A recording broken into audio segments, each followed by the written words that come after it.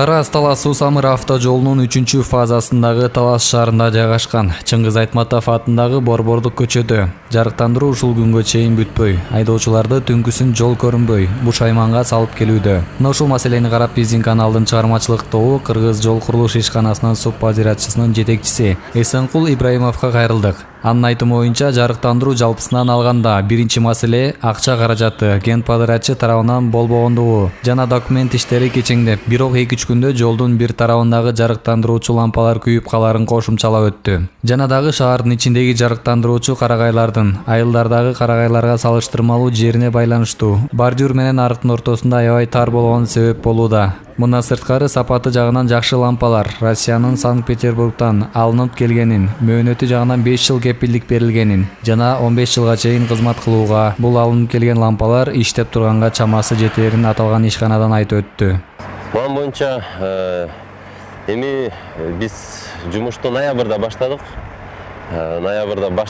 и жаңы жылга чейин бир тарабы бүтүш керек болчу.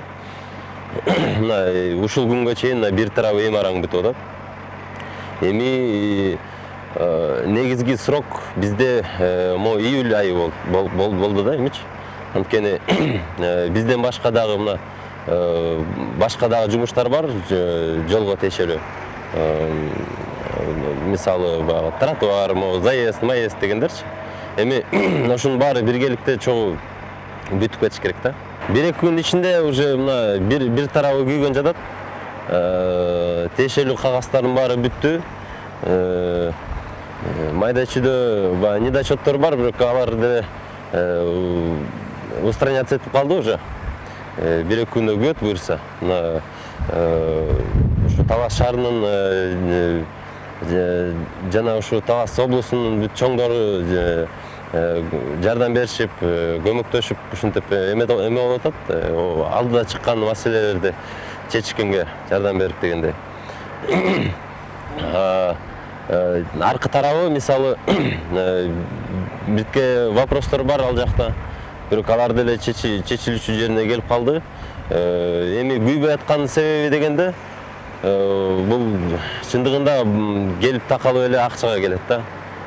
Ушу генеральный подрядчиктен айып кетип атабы, айтор иши кылып жетчү жерине акча жетпей, берилчү кезинде берилбей, ошонун кесепети болуп атат да.